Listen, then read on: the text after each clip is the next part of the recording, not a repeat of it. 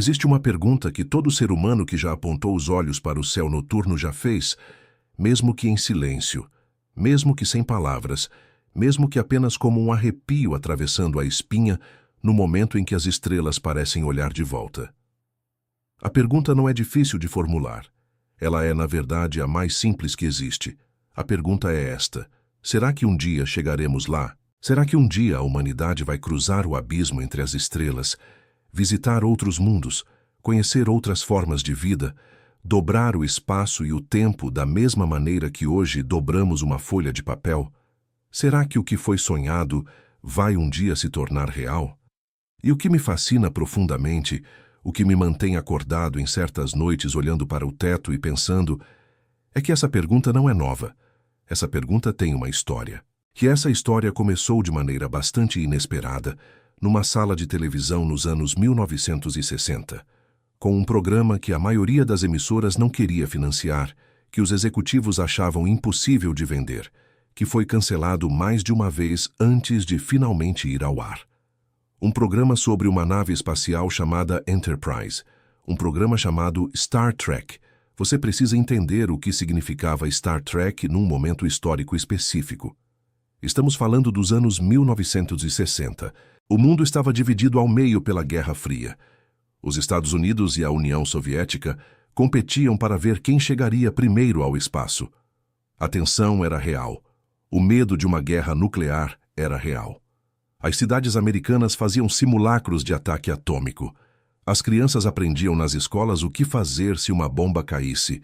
E no meio desse cenário de medo e divisão, apareceu uma série de televisão que mostrava um futuro onde a humanidade havia sobrevivido a tudo isso. Havia sobrevivido e prosperado.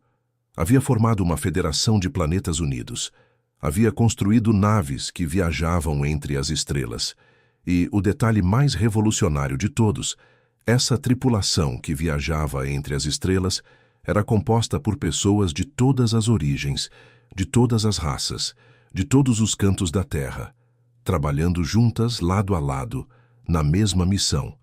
Isso, nos anos 1960, era um ato político. Era uma declaração. Era alguém dizendo em voz alta, através das telas de televisão, que o futuro não precisava ser uma extensão do presente. O futuro poderia ser diferente. O futuro poderia ser melhor. E foi esse sonho, essa declaração silenciosa embutida em phasers e teletransportadores e orelhas pontudas, que capturou a imaginação de gerações inteiras de cientistas, engenheiros, físicos, biólogos, filósofos e sonhadores. Pessoas que cresceram vendo Star Trek e decidiram, conscientemente ou não, dedicar a vida a entender o universo, porque Star Trek havia plantado nelas a semente da curiosidade cósmica.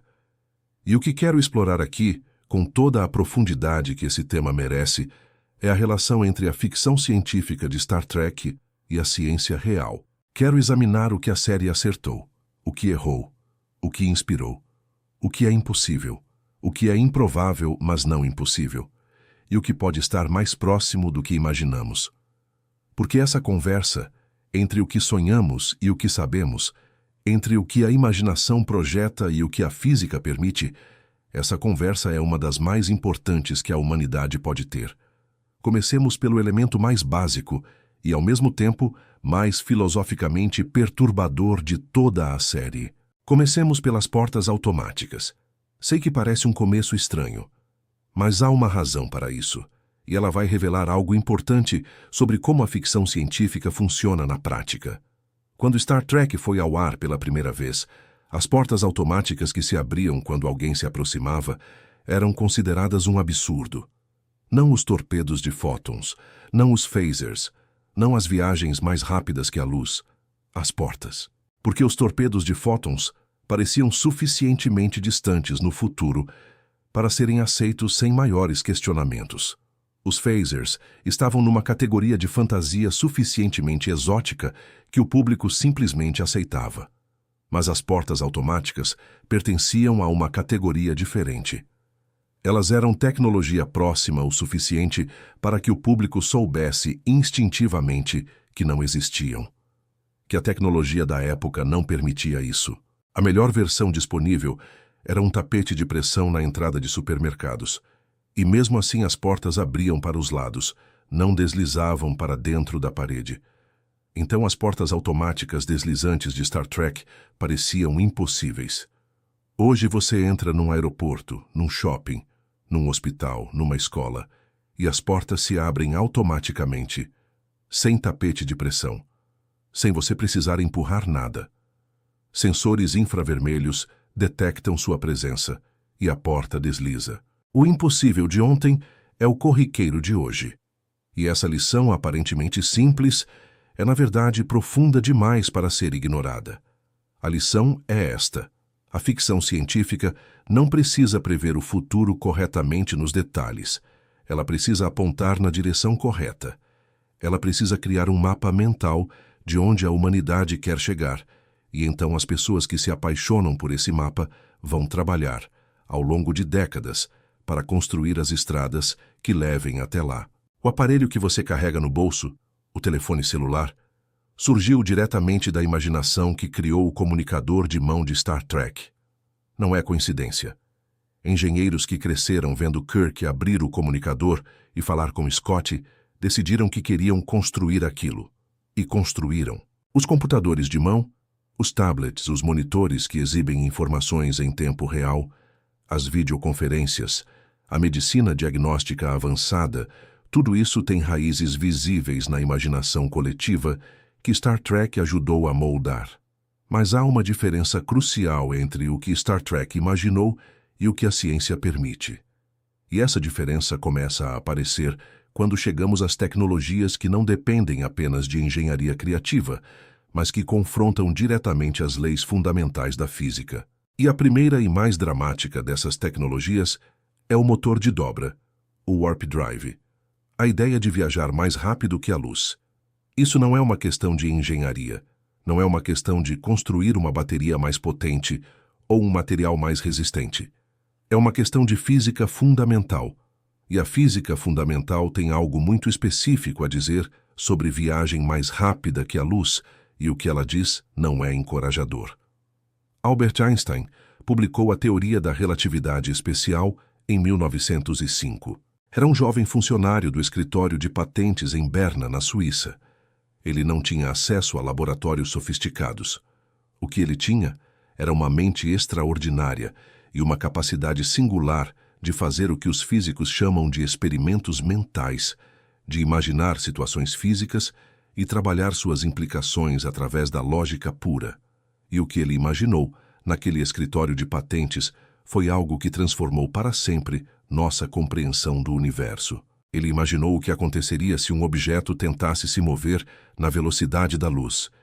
E o que as equações mostraram foi aterrador em sua elegância. À medida que um objeto com massa se aproxima da velocidade da luz, a energia necessária para continuar acelerando não apenas aumenta. Ela aumenta de maneira que os matemáticos chamam de divergente. Isso significa que quanto mais próximo da velocidade da luz você está, mais energia você precisa para cada incremento adicional de velocidade. E quando você atinge exatamente a velocidade da luz, a energia necessária é infinita. Não muito grande, não inconcebivelmente grande, infinita. E como nenhum objeto físico pode conter energia infinita, nenhum objeto físico pode viajar na velocidade da luz, muito menos além dela.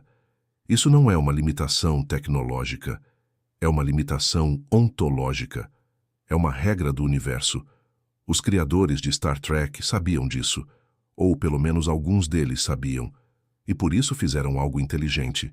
Em vez de simplesmente ignorar Einstein e dizer que a nave vai mais rápido que a luz, eles criaram o conceito do Warp Drive, do motor de dobra, que funciona através de um princípio diferente. A nave não viaja através do espaço mais rápido que a luz. Em vez disso, o motor de dobra curva o próprio espaço ao redor da nave. À frente da nave, o espaço é comprimido.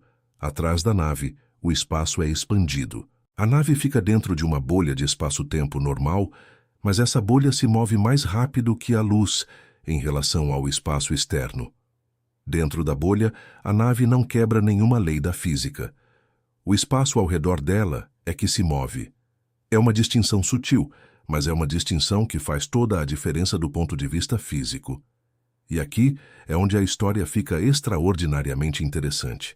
Em 1994, um físico mexicano chamado Miguel Alcubierre publicou um artigo científico onde demonstrou matematicamente que a ideia central do Warp Drive de Star Trek é consistente com as equações da relatividade geral de Einstein.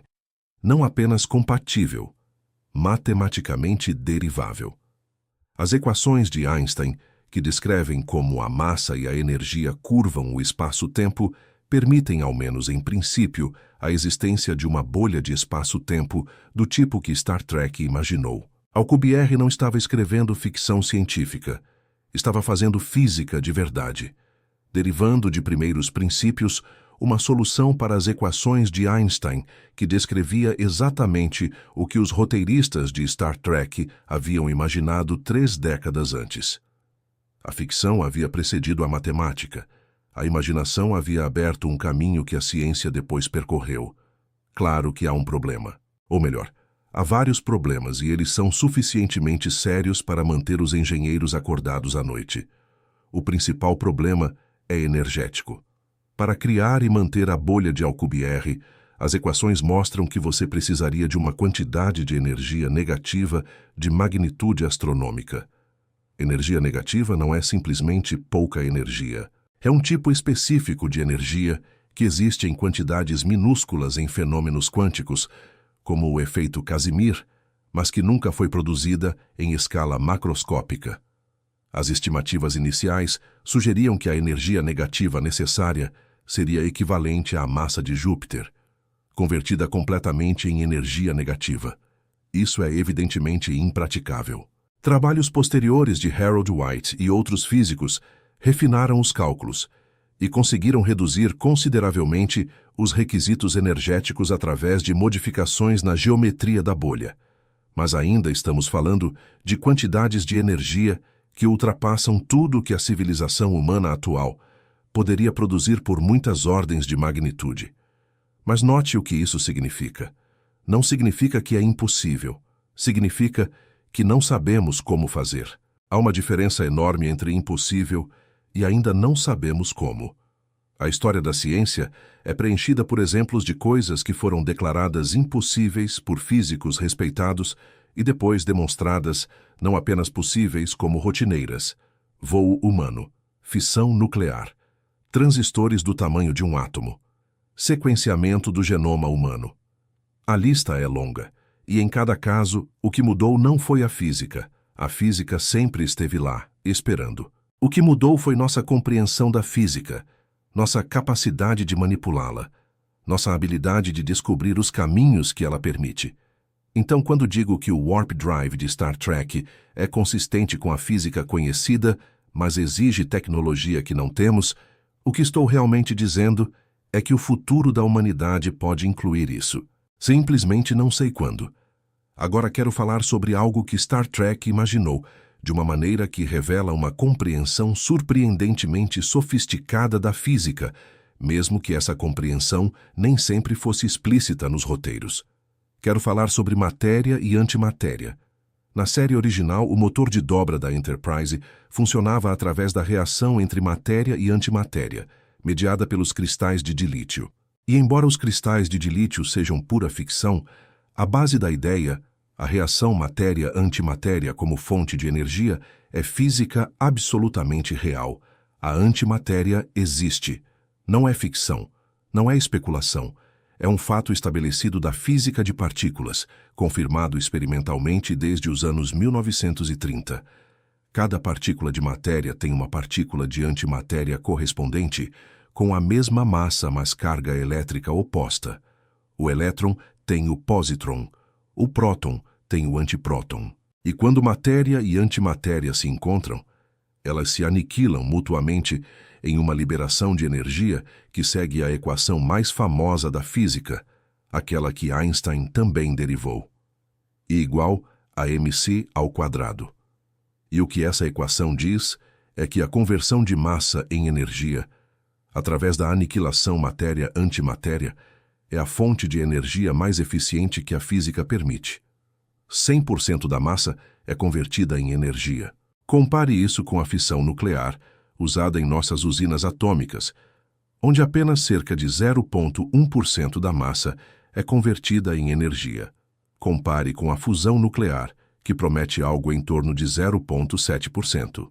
A aniquilação matéria-antimatéria converte 100%. É o limite absoluto de eficiência energética que a física permite.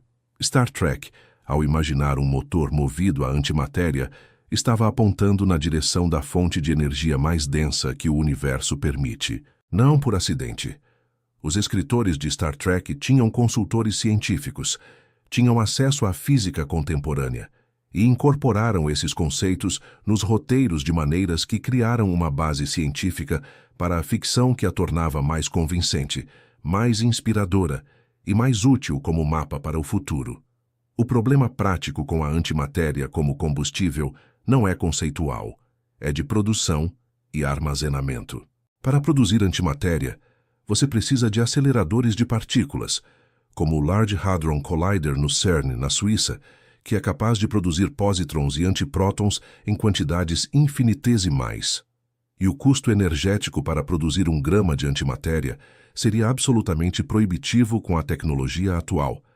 Muito mais energia do que a antimatéria eventualmente liberaria. Além disso, armazenar antimatéria é um desafio extraordinário, porque ela não pode tocar nenhuma superfície de matéria comum sem se aniquilar imediatamente. A solução é exatamente o que a personagem da jovem de 14 anos em nossa história identificou espontaneamente: uma garrafa magnética. Um campo magnético que mantém a antimatéria suspensa sem contato com matéria.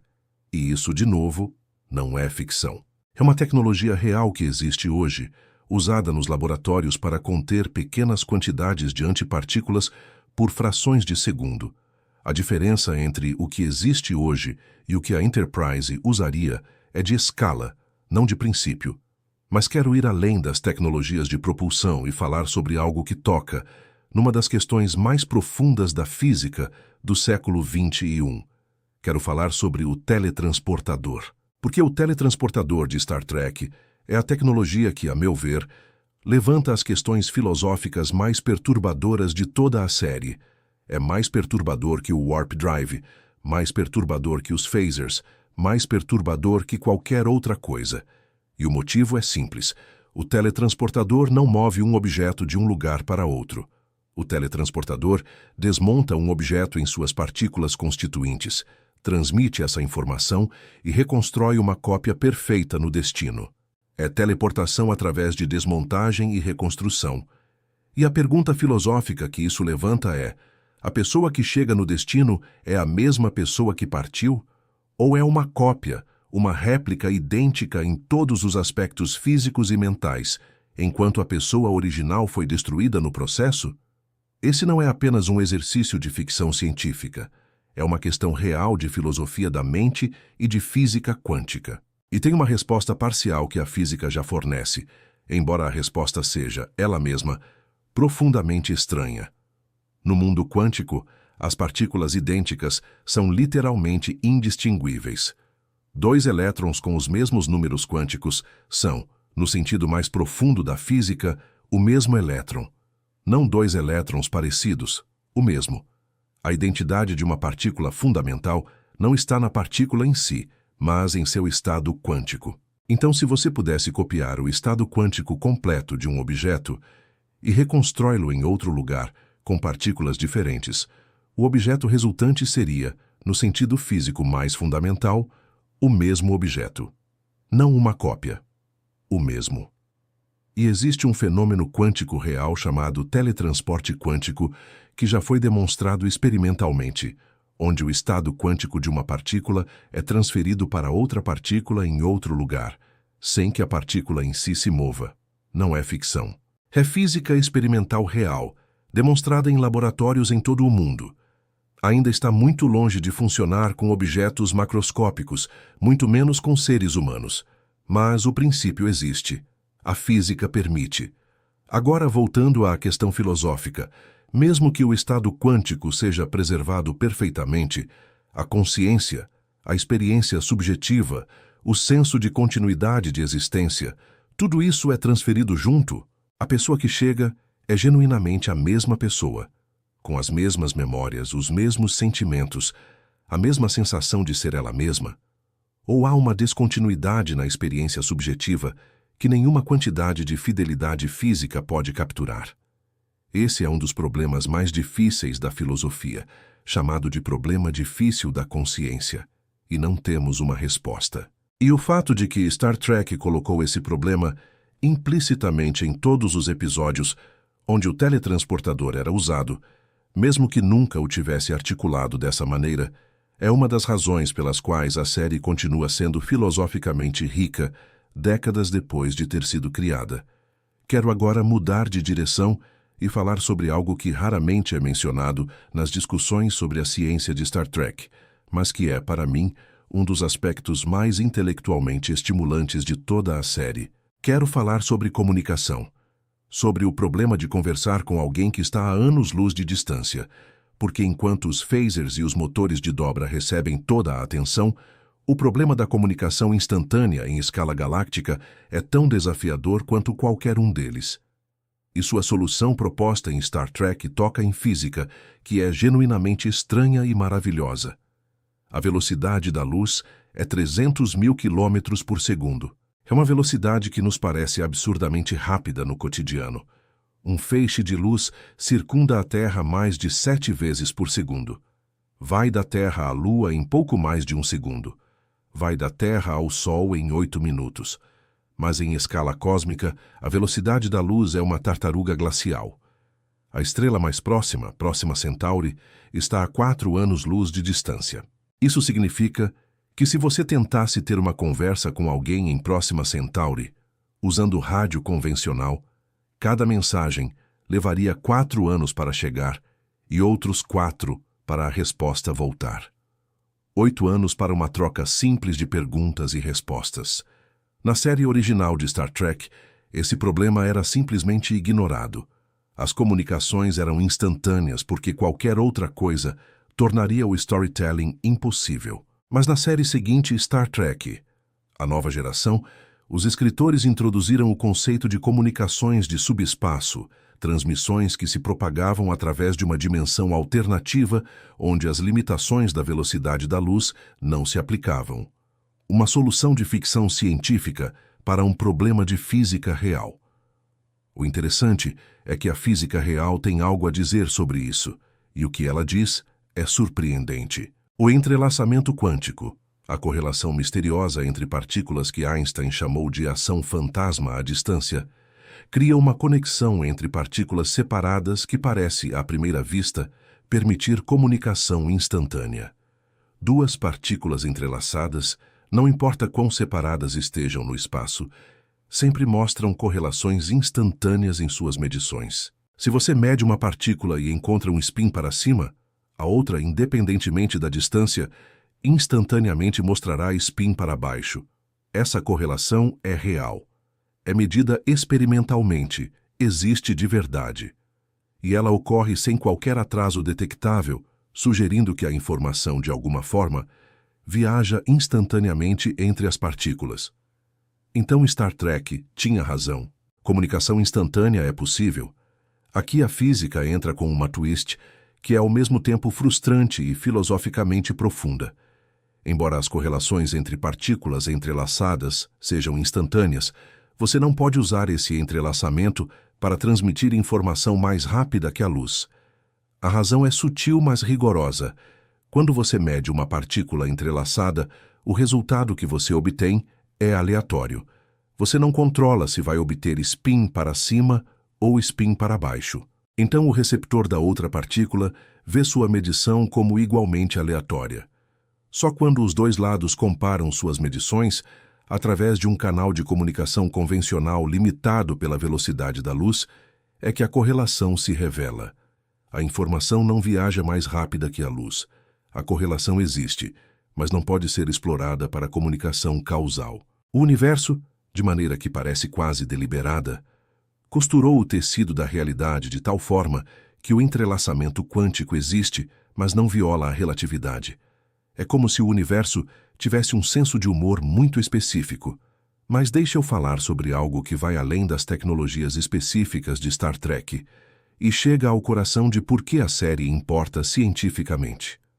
Deixe eu falar sobre a relação entre ficção científica e descoberta científica. Há uma visão comum e equivocada de que a ciência e a ficção científica são atividades separadas.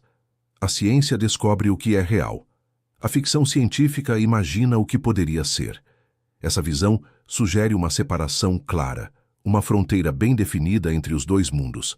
Mas essa visão é errada. A relação entre ciência e ficção científica é muito mais íntima, muito mais recursiva, muito mais mutuamente constitutiva do que essa separação sugere.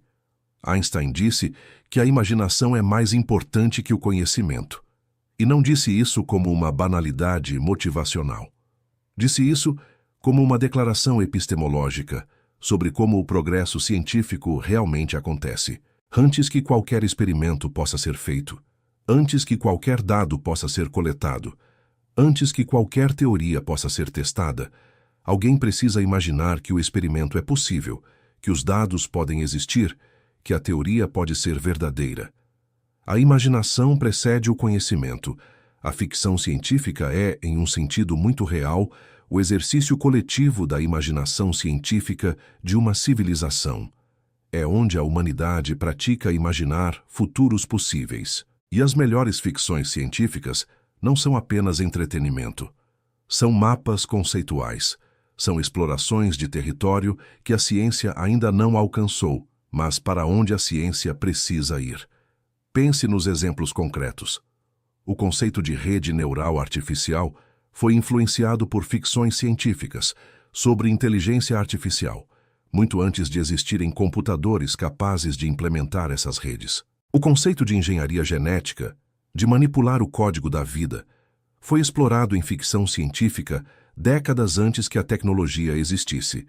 O conceito de mineração de asteroides, de exploração comercial de recursos no espaço, é ficção científica que está se tornando realidade agora, em tempo real, com empresas privadas lançando missões prospectoras. Em cada caso, a ficção criou um espaço conceitual, um horizonte imaginativo, que a ciência e a tecnologia depois preencheram. A ficção não causou as descobertas, mas preparou os sonhadores que fizeram as descobertas, plantou as sementes da possibilidade em mentes jovens que depois cresceram para regar essas sementes com trabalho, com estudo, com experimentos, com anos de dedicação ao entendimento do universo. Agora quero chegar a uma questão que acho a mais fascinante de todas as que Star Trek levanta, a expansão do universo. Porque há uma pergunta que parece simples, mas é na verdade extraordinariamente profunda. Se a Enterprise está viajando através da galáxia, o universo está se expandindo durante essa viagem. Planetas que estavam a 100 anos-luz de distância no começo da viagem estariam mais afastados no fim? A expansão do universo interfere na navegação galáctica? Para responder isso, preciso explicar algo sobre a natureza da expansão cósmica, que a maioria das pessoas entende de maneira equivocada. O universo está se expandindo. Isso é um fato estabelecido pela astronomia moderna, confirmado por múltiplas linhas de evidência independentes. Edwin Hubble observou em 1929 que as galáxias distantes estavam se afastando da Via Láctea e que quanto mais distantes eram, mais rápido se afastavam. Mas o que isso significa fisicamente? Significa que o espaço em si está se expandindo. Não que as galáxias estejam se movendo através de um espaço fixo para longe umas das outras. O espaço entre elas está crescendo. Cada centímetro de espaço vazio se torna 1 centímetro e um pouco mais ao longo do tempo. Mas, e esse é o ponto crucial, essa expansão só se manifesta em escalas onde a gravidade local não é suficientemente forte para resistir a ela. Em escalas de galáxias individuais ou de grupos de galáxias próximas, a gravidade local mantém as estruturas unidas. A expansão existe, mas a gravidade supera a expansão dentro dessas estruturas. É como uma bola de borracha sendo esticada de fora. As moléculas da borracha continuam coesas por forças moleculares mais fortes que a tensão externa. A Via Láctea é uma estrutura gravitacionalmente coesa. As estrelas da nossa galáxia não estão se separando por causa da expansão do universo, porque a gravidade da galáxia é muito mais forte que a expansão em escala galáctica. Da mesma forma, o sistema solar é gravitacionalmente coeso. A Terra é gravitacionalmente coesa. Você e eu somos gravitacionalmente coesos. As forças moleculares que mantêm seus átomos unidos, a gravidade que o mantém na superfície da Terra, a gravitação que mantém a Terra em órbita do Sol, tudo isso supera de longe a expansão cósmica em sua escala relevante. A expansão só domina em escala muito maior, onde as estruturas deixam de ser gravitacionalmente coesas. Então, para a Enterprise viajando dentro da Via Láctea, a expansão do universo é completamente irrelevante. As estrelas da nossa galáxia não estão se afastando umas das outras por causa da expansão. Estão se movendo por causa da dinâmica gravitacional interna da galáxia, mas não se expandindo. Mas existe um horizonte além do qual isso muda. Existe uma escala além da qual a expansão supera a gravidade e os objetos genuinamente se afastam. E além desse horizonte, há algo que os cosmólogos chamam de Big Rip, o grande rasgo. A expansão acelerada do universo, impulsionada pela energia escura, pode eventualmente superar não apenas a gravidade em escalas cosmológicas, mas também a gravidade em escalas de galáxias, depois de sistemas estelares, depois de planetas, depois de moléculas, depois de átomos. No cenário do Big Rip, o universo literalmente se rasgaria, com o espaço se expandindo tão rapidamente que nenhuma força conhecida poderia manter nenhuma estrutura coesa. Isso é especulação baseada em física real, mas é especulação porque depende de suposições sobre a natureza da energia escura que ainda não foram confirmadas. O que é certo é que a expansão acelerada é real. O que é incerto é para onde ela leva. E a energia escura me leva a um ponto que acho fundamental em qualquer discussão honesta sobre o futuro da exploração espacial e sobre o que Star Trek pode ou não pode capturar. O ponto é este: nossa física está incompleta, profundamente incompleta. Temos duas teorias do universo: a relatividade geral de Einstein, que descreve o cosmos em grande escala, e a mecânica quântica, que descreve o mundo das partículas em pequena escala. E essas duas teorias são incompatíveis entre si, não ligeiramente inconsistentes, fundamentalmente incompatíveis. A relatividade geral descreve um espaço-tempo suave e contínuo. A mecânica quântica descreve um mundo de saltos discretos e probabilidades. Quando você tenta combinar as duas teorias para descrever situações onde ambas deveriam se aplicar, como o interior de um buraco negro ou os primeiros instantes do Big Bang, você obtém resultados sem sentido, infinitos que indicam que a teoria está quebrando. Nossa física atual não consegue descrever o universo em suas condições mais extremas. Isso significa que há física que não conhecemos ainda, não pequenas correções. Provavelmente física completamente nova, novos princípios, novas categorias de entendimento. A matéria escura, que parece constituir cerca de 27% do conteúdo do universo, não é explicada por nenhuma partícula conhecida. A energia escura, que constitui cerca de 68% do universo, é inteiramente misteriosa. Juntas, matéria e energia escuras respondem por 95% do universo, e não sabemos o que são. Conhecemos apenas 5% do universo em que vivemos. Isso não é uma posição de conforto. É uma posição de maravilha vertiginosa. E o que isso tem a ver com Star Trek? Tem tudo a ver. Porque as tecnologias de Star Trek, que parecem impossíveis hoje, as que exigem física que não temos, podem não ser impossíveis.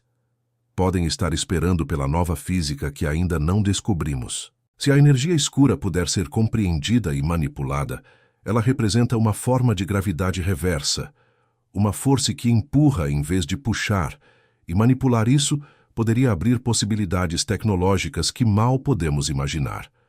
Se descobrirmos o que é a matéria escura, e aprender a trabalhar com ela, isso também poderia transformar nossa compreensão do possível. A física do século XX revelou o núcleo atômico, criou a tecnologia nuclear, revelou os transistores, criou a revolução digital. Cada nova camada de física que descobrimos transformou o que é tecnologicamente possível.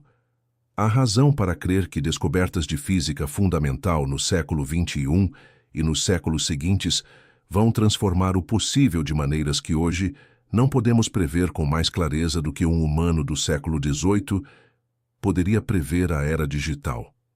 Quero falar agora sobre fungos. Sei que parece uma transição estranha, mas existe uma conexão, e essa conexão é mais profunda do que parece. Star Trek Discovery, uma série mais recente da franquia, introduziu o conceito da rede de micélio, uma rede fúngica que existe em uma dimensão paralela e permite viajar instantaneamente para qualquer lugar do universo. Ficção científica pura. Mas a inspiração vem de algo real e extraordinário. As redes de micélio, as estruturas subterrâneas dos fungos, formam redes de comunicação genuínas no solo, conectando árvores e plantas, transmitindo nutrientes e sinais químicos entre organismos separados. A floresta não é uma coleção de indivíduos competindo entre si. É uma rede cooperativa onde os fungos funcionam como fios de comunicação. Isso é ciência real, estabelecida e verificada. E os fungos revelam algo ainda mais profundo sobre o universo vivo. A relação evolutiva entre fungos e animais é contraintuitiva, mas fascinante. Os fungos não são plantas. São classificados no reino fundi, separado do reino vegetal, e evolutivamente são mais próximos dos animais do que das plantas. Isso significa que você e eu compartilhamos um ancestral comum mais recente com um cogumelo do que um cogumelo compartilha com uma alface. A árvore da vida nos une de maneiras que nossos sentidos não detectam intuitivamente. O que comemos como cogumelo shiitake é geneticamente mais nosso parente do que é parente do brócolis. Isso não é metáfora. É genética evolutiva real. E explica, de certa forma, por que os cogumelos têm aquele sabor que chamamos de umami, que associamos com carnes e proteínas animais. A proximidade evolutiva se manifesta em química compartilhada. Mas voltemos ao espaço, que é onde Star Trek verdadeiramente vive. Quero falar sobre planetas paralelos, universos alternativos, e a relação desses conceitos com a física real. Um dos episódios mais reverenciados de Star Trek, chamado de Espelho-Espelho, usa um acidente de teletransportação para enviar membros da tripulação para um universo paralelo, onde tudo é igual, mas com moralidade invertida. O Spock do universo paralelo tem uma barba, o sinal universal de que alguém é mau na ficção científica ocidental. O episódio é entretenimento puro. Mas o conceito subjacente, o de universos paralelos, tem raízes na física real. A interpretação de muitos mundos da mecânica quântica, proposta por Hugh Everett em 1957, sugere que cada vez que uma medição quântica ocorre, o universo se divide. Todas as possibilidades acontecem, cada uma em seu próprio ramo do universo. Não há colapso da função de onda para um único resultado. Em vez disso, a proliferação de mundos, cada um contendo um resultado diferente. Nessa interpretação, existem infinitos universos paralelos, todos igualmente reais, onde todas as possibilidades físicas se realizam. O Spock com barba não é apenas ficção. Na interpretação de muitos mundos, há um universo onde alguma versão de qualquer situação aconteceu. Essa interpretação é controversa. Muitos físicos a rejeitam por razões filosóficas, não físicas, porque ela é matematicamente consistente com tudo que observamos. Outros a abraçam precisamente pela sua consistência matemática. Não há consenso. Mas o fato de que é uma interpretação respeitável da física quântica, debatida por físicos sérios em artigos publicados em revistas revisadas por pares, mostra que Star Trek estava, mesmo sem saber, explorando o território que a física real considera genuinamente aberto. E a outra questão que Star Trek levanta implicitamente em quase todos os episódios, e que é talvez a mais importante de todas. Onde estão todos os outros? A galáxia tem algo como 200 a 400 bilhões de estrelas. Muitas delas têm planetas. Uma fração dessas estrelas tem planetas na zona habitável. Uma fração disso tem planetas com as condições para a vida. E mesmo sendo extremamente conservador em cada fração, o número de planetas potencialmente habitáveis na nossa galáxia é suficientemente grande que seria estatisticamente extraordinário se a Terra fosse o único planeta com vida. Isso é o que os astrônomos chamam de paradoxo de Fermi. Se a vida é comum, onde estão todos os outros? Star Trek resolve esse paradoxo da maneira mais otimista possível. Todo mundo está por aí, o universo está cheio de vida, e nós somos recém-chegados numa festa que está acontecendo há bilhões de anos. Mas a realidade é que ainda não detectamos nenhum sinal definitivo de vida extraterrestre. O projeto SETI, a busca por inteligência extraterrestre, funciona há décadas, monitorando o rádio em busca de sinais que poderiam indicar transmissões tecnológicas de outras civilizações. Nada confirmado, nenhum sinal inequívoco. E isso é estranho, muito estranho.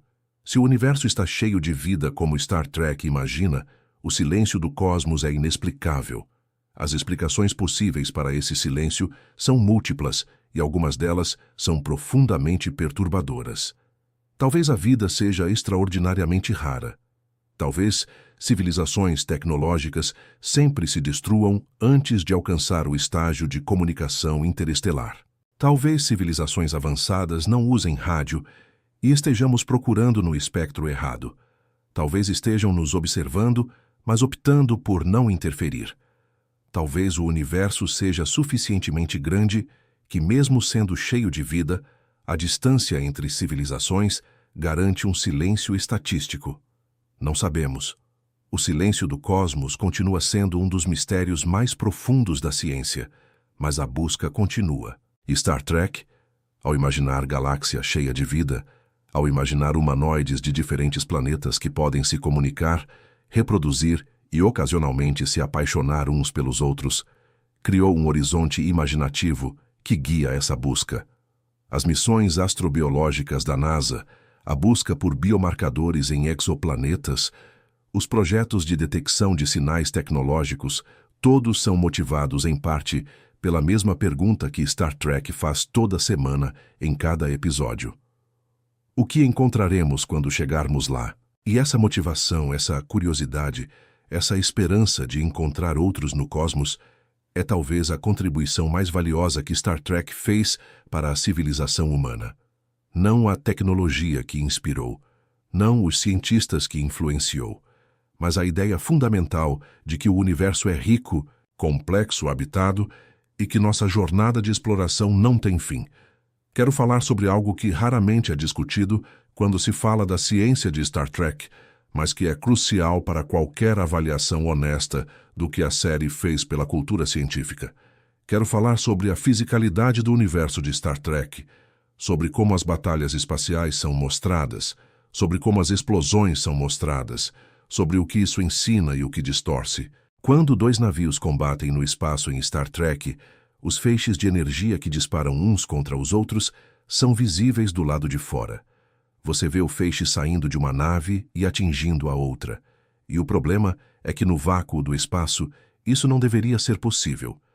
Um raio laser ou qualquer feixe de energia direcionado viajando pelo vácuo não seria visível de lado. A luz de um feixe laser só é visível quando essa luz é espalhada por algo. Em atmosfera terrestre, as moléculas de ar espalham parte da luz. Por isso você vê o feixe de uma lanterna em neblina. No vácuo do espaço, sem nada para espalhar a luz, o feixe seria completamente invisível. Você não veria nada até que o alvo fosse atingido. Essa é uma das escolhas que os criadores de Star Trek fizeram conscientemente: sacrificar a precisão física em favor da narrativa visual. Uma batalha espacial com feixes invisíveis seria impossível de filmar de maneira compreensível. Então eles tornaram os feixes visíveis. E então, mais tarde, quando fãs e críticos apontaram o problema, os escritores criaram explicações retroativas. Os phasers não são lasers. são uma forma de energia completamente diferente, e parte dessa energia vaza lateralmente, tornando o feixe visível. É ficção sobre ficção, inventada para cobrir a lacuna física.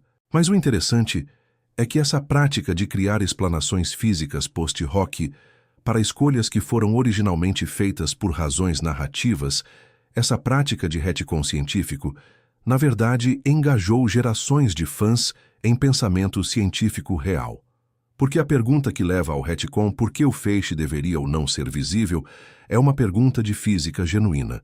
E o exercício de pensar sobre ela, mesmo em contexto de ficção, é um exercício de pensamento científico real.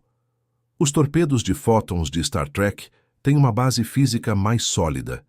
Na série original, era vagamente sugerido que eram pacotes de antimatéria. Em iterações posteriores, foi explicitamente estabelecido que os torpedos de fótons contêm matéria e antimatéria separadas que se aniquilam no impacto, liberando energia pura. Do ponto de vista físico, isso é uma das armas mais fisicamente plausíveis em toda a ficção científica.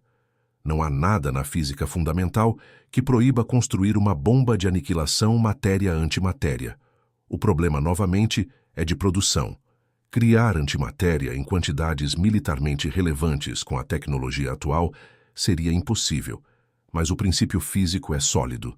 E o fato de que os roteiristas de Star Trek, ao longo das décadas, foram sistematicamente incorporando física real nas explicações de suas tecnologias ficcionais, mesmo quando essa física não era necessária para o entretenimento, revela algo sobre o espírito intelectual da série.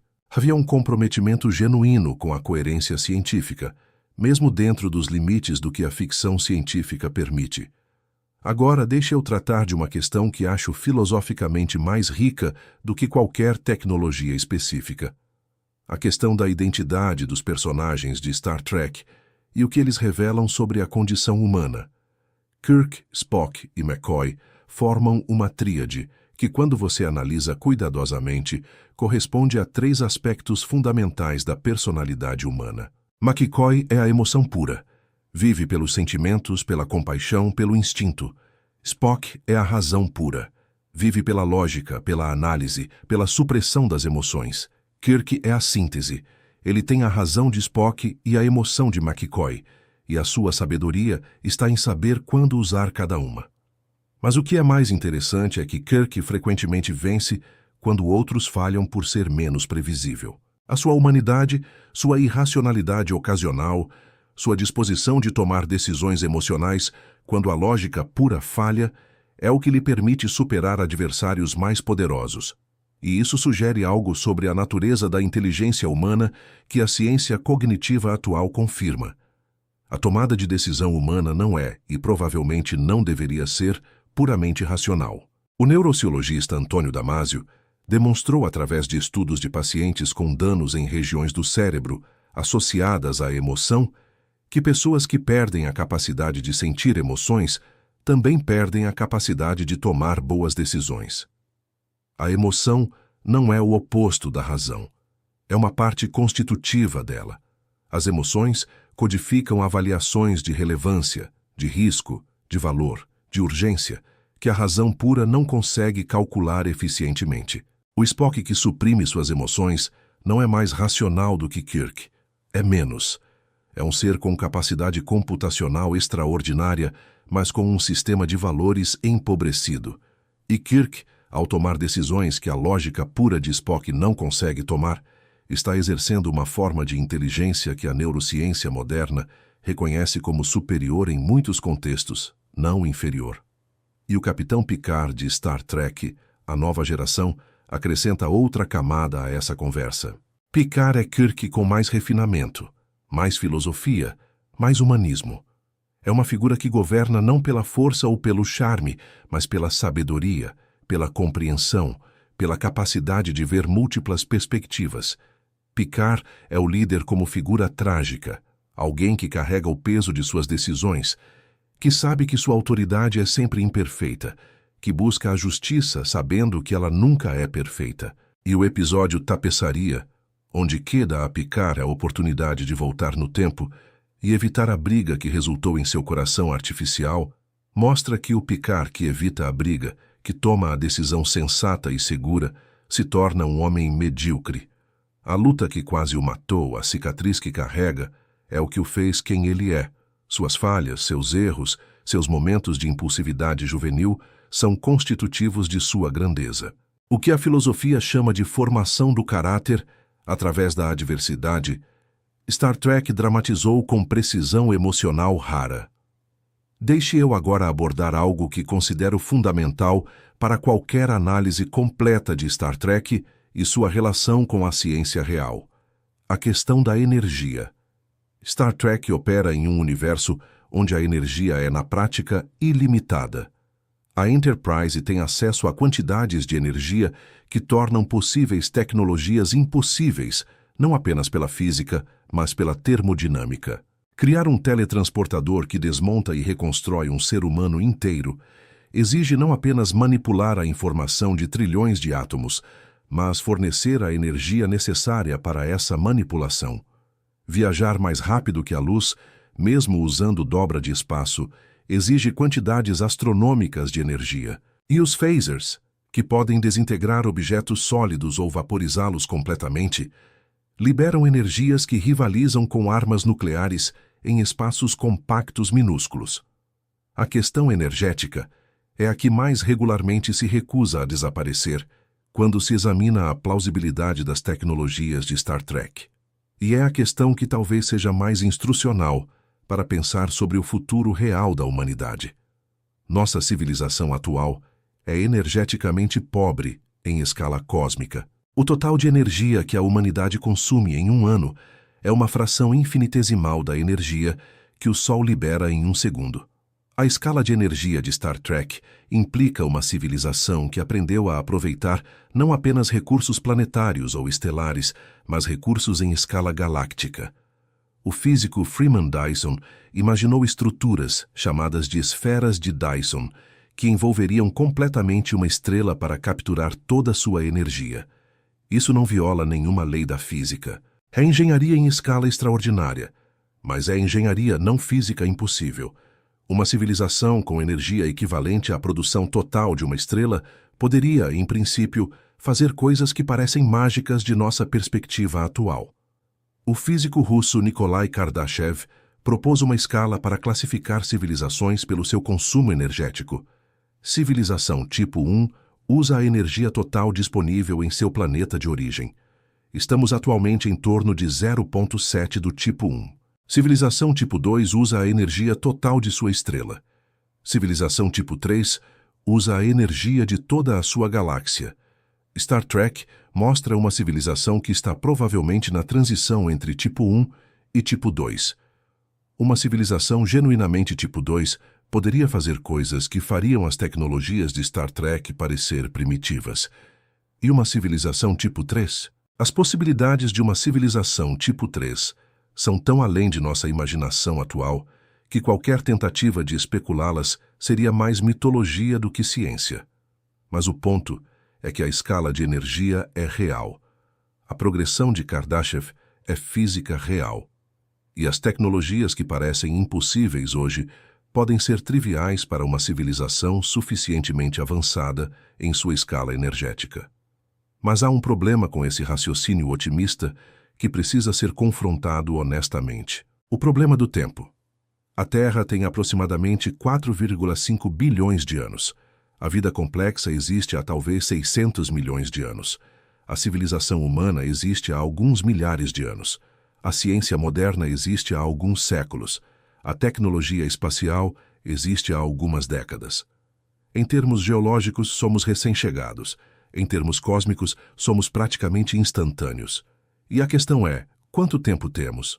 Quanto tempo tem uma civilização tecnológica antes de se destruir, seja por guerra, por colapso ecológico, por alguma outra catástrofe de sua própria criação? O paradoxo de Fermi sugere que a resposta pode ser perturbadoramente curta, que civilizações tecnológicas podem ter uma janela de existência muito pequena antes que alguma coisa as elimine. E é aqui que Star Trek oferece talvez sua contribuição mais importante. Não tecnológica, filosófica. Star Trek imagina um futuro onde a humanidade sobreviveu às suas próprias tendências autodestrutivas, onde os seres humanos aprenderam a governar seu potencial de violência, sua ganância, seu tribalismo, onde a diversidade é uma força, não uma fraqueza, onde a exploração é movida pela curiosidade, não pela conquista. Isso não é uma previsão tecnológica, é uma previsão moral, é uma afirmação de que a sobrevivência da humanidade depende não apenas do desenvolvimento tecnológico, mas do desenvolvimento ético e social. Que a capacidade de viajar entre as estrelas só virá acompanhada da sabedoria para fazer isso de maneira responsável se a humanidade tiver primeiro aprendido a se tratar com respeito e justiça. E essa mensagem, que pervade toda a franquia Star Trek desde o primeiro episódio, é, na minha opinião, a mais verdadeira de todas as coisas que Star Trek nos disse, não porque seja baseada em física, porque é baseada em história humana. As civilizações que sobreviveram e prosperaram ao longo do tempo foram as que encontraram maneiras de equilibrar liberdade individual com responsabilidade coletiva, de sustentar o florescimento de toda a população e não apenas de uma elite, de cultivar o conhecimento e passá-lo adiante. As civilizações que colapsaram foram frequentemente as que permitiram que a concentração de poder, a supressão da diversidade ou a exaustão dos recursos naturais destruíssem a estrutura social que sustentava o florescimento humano. Star Trek não nos diz o que a física permite. Star Trek nos pergunta o que queremos ser. E essa pergunta é mais importante, no final, do que qualquer resposta técnica sobre velocidade de dobra ou frequências de teletransportação. Porque toda a física do cosmos, todos os seus recursos, todas as suas possibilidades estão disponíveis para uma civilização que sobrevive o suficiente para alcançá-los. A única coisa que pode impedir a humanidade de herdar o cosmos não é a física, é a humanidade. E talvez seja essa a verdadeira razão pela qual gerações de cientistas, engenheiros, filósofos e sonhadores foram moldados pela experiência de assistir a Star Trek. Não foi apenas a tecnologia imaginada, foi a civilização imaginada. Foi a ideia de que o futuro poderia conter uma humanidade que cresceu além de suas limitações mais destrutivas, que a Enterprise não era apenas uma nave, era um símbolo de onde poderíamos chegar se fôssemos pacientes o suficiente, corajosos o suficiente, sábios o suficiente para construir uma civilização que merecesse as estrelas. Hoje, os telescópios reais encontram exoplanetas em cadências que teriam parecido impossíveis há apenas 20 anos. Telescópios espaciais como o James Webb estão fotografando galáxias formadas apenas algumas centenas de milhões de anos após o Big Bang, vendo o cosmos em sua infância mais distante. Rovers mecânicos exploram Marte. Sondas humanas viajaram além dos limites do Sistema Solar. A sonda Voyager 1, lançada em 1977, está agora a mais de 22 bilhões de quilômetros da Terra, viajando pelo espaço interestelar real, o espaço entre as estrelas. O mesmo espaço que Star Trek imaginou como palco para suas histórias. A ficção e a realidade estão se aproximando, não porque a ficção estava completamente certa, mas porque a ficção apontou o telescópio da imaginação humana na direção correta.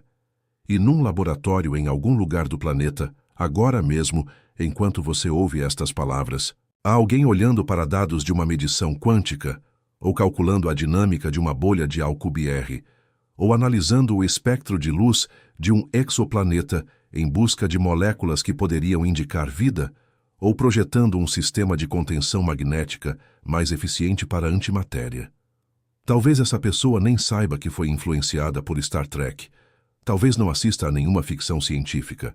Mas em algum lugar na genealogia cultural, que formou sua imaginação científica, na cadeia de professores e livros e conversas e experiências que moldaram sua curiosidade, há uma nota que ressoa com a mesma frequência que a abertura musical da Enterprise entrando em velocidade de dobra. Há um eco da mesma pergunta que Kirk, Spock e McCoy fizeram episódio após episódio por décadas. O que há lá fora? E enquanto a humanidade continuar fazendo essa pergunta, enquanto ela continuar sonhando com as estrelas, enquanto ela continuar imaginando futuros melhores do que o presente e trabalhando para construí-los, a jornada continua. Não apenas a jornada para o espaço, a jornada mais difícil e mais importante de todas. A jornada para nos tornarmos a civilização que merecemos ser. A civilização que um dia, talvez, vai afinal chegar lá. E por hoje esse é o nosso caminho. Esse é o mapa. E o mapa começa com a imaginação. Começa com alguém, em algum lugar, que olha para as estrelas e não pergunta o que elas são, mas pergunta como chegaremos até elas. E então se senta para estudar física. Existe uma cena que nunca abandona quem a viu. É a cena de um homem sentado numa sala escura, olhando para uma tela que exibe estrelas passando em velocidade de dobra. O homem não está fazendo nada de extraordinário. Está apenas olhando. Mas no rosto dele há uma expressão que reconhecemos imediatamente, porque é a mesma expressão que sentimos por dentro quando olhamos para o céu noturno limpo, longe das luzes da cidade.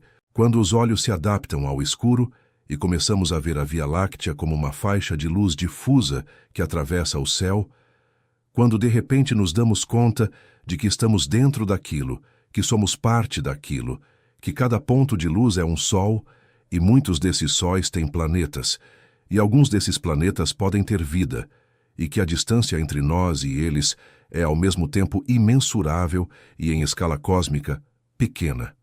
A expressão no rosto do homem é espanto, é maravilha. É a vertigem específica de sentir a escala do universo e, em vez de se sentir esmagado por ela, se sentir expandido.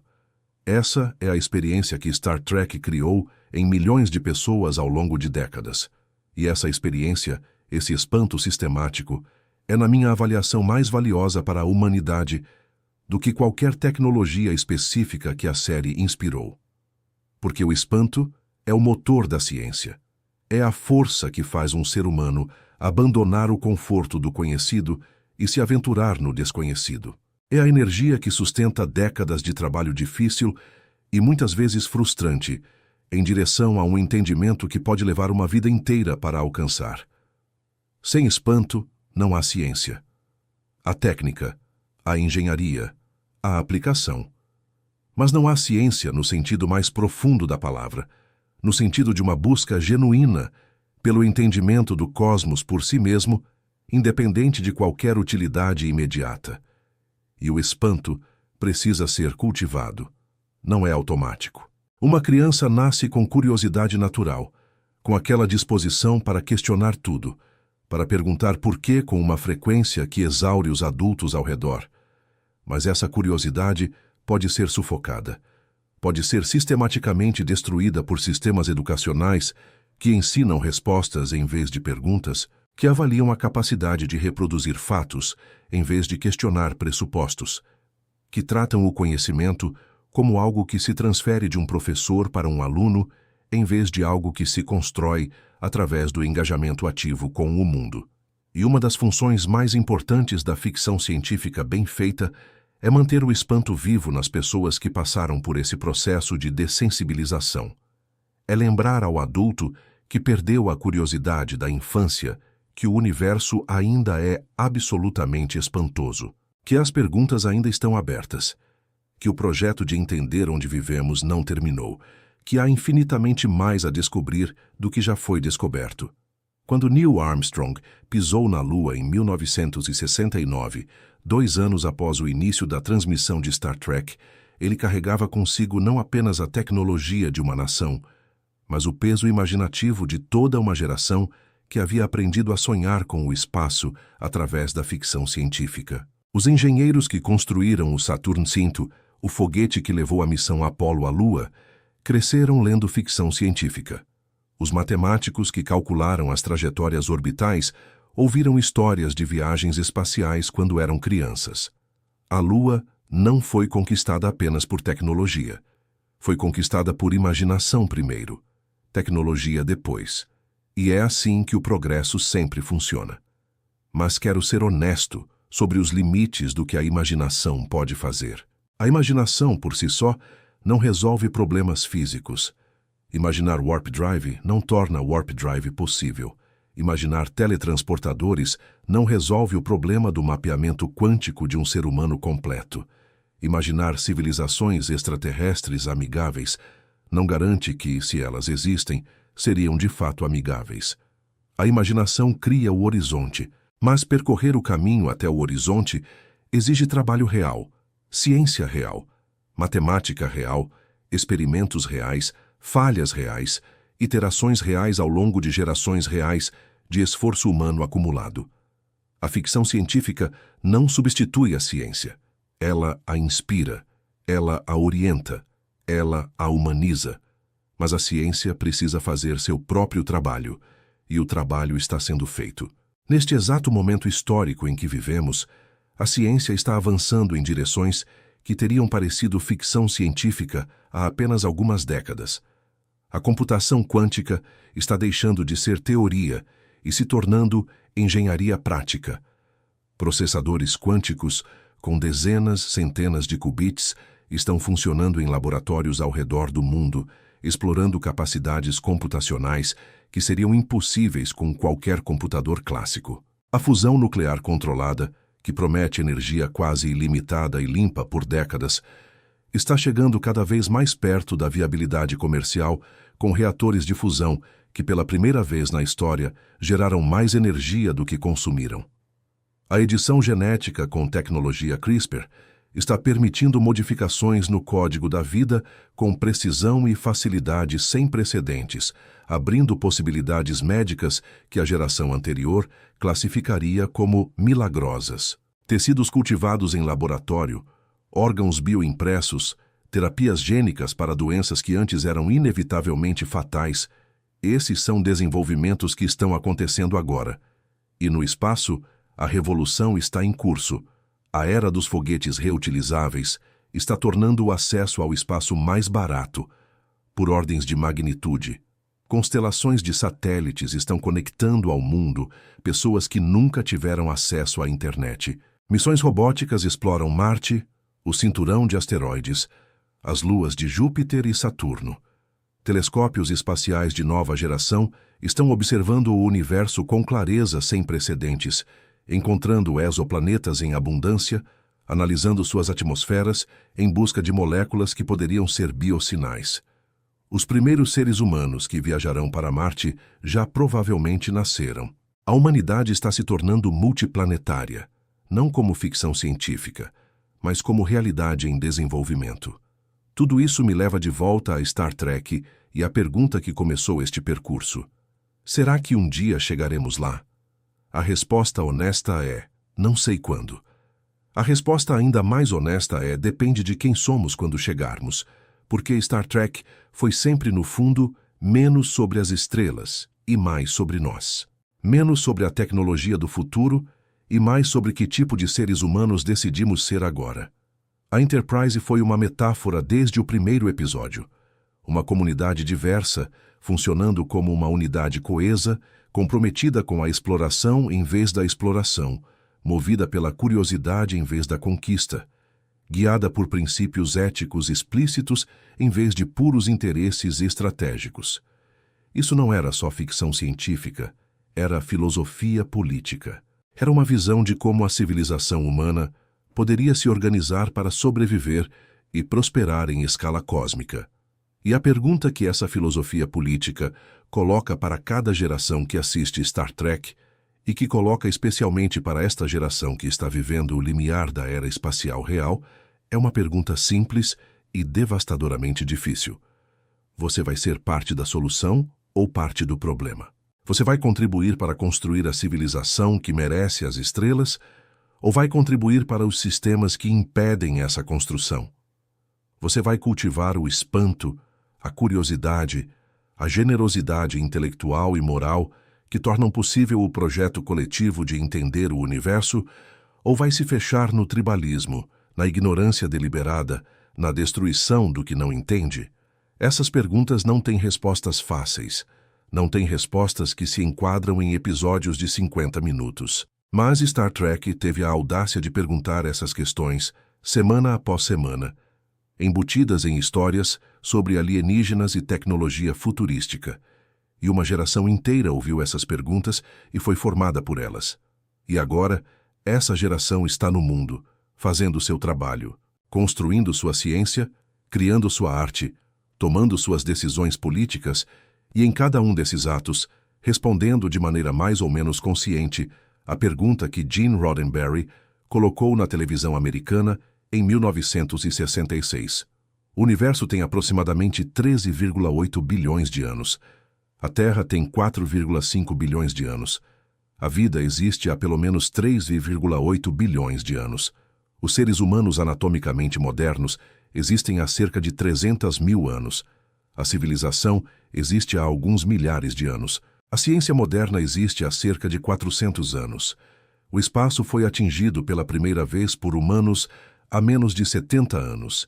Em termos cósmicos, somos recém-nascidos, bebês numa galáxia de estrelas bilionárias com anos.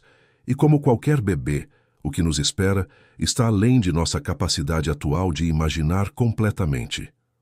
Mas podemos imaginar parcialmente. Podemos projetar. Podemos sonhar. Podemos construir os primeiros passos de uma jornada que vai durar gerações, séculos, milênios. E nessa jornada, que começa com cada jovem que olha para o céu e sente o espanto de que estamos realmente aqui, neste universo vasto e antigo, cheio de mistérios que nos esperam pacientemente, nessa jornada Star Trek ocupou um lugar que poucas obras de arte conseguem ocupar. Foi um companheiro imaginativo para gerações de exploradores que ainda não tinham onde explorar. Foi um mapa para um território que ainda não existia. Foi um espelho que mostrou à humanidade não o que ela é, mas o que ela poderia ser. E talvez isso seja a definição mais precisa de grande ficção científica. Não a que prevê o futuro corretamente, mas a que mostra à humanidade um futuro que vale a pena construir. A que inspira o trabalho necessário para que esse futuro se torne real, a que mantém o espanto vivo quando o mundo cotidiano ameaça apagá-lo. As estrelas estão lá, o cosmos está lá. O universo não está esperando por nós. Ele não sabe que existimos, mas nós sabemos que ele existe. E essa assimetria, essa consciência que olha para o cosmos e o reconhece, essa capacidade única de fazer perguntas sobre onde estamos e o que somos e para onde podemos ir, é o presente mais extraordinário que a evolução já produziu. É o que nos torna humanos no sentido mais profundo. E é o que nos dá a responsabilidade e o privilégio de ser a parte do universo que tenta entender a si mesmo. A Enterprise vai em velocidade de dobra, e nós, aqui, agora, estamos construindo os primeiros passos do único caminho que existe para chegar onde ela foi. Um experimento de cada vez, uma descoberta de cada vez, uma geração de cada vez, sempre olhando para cima.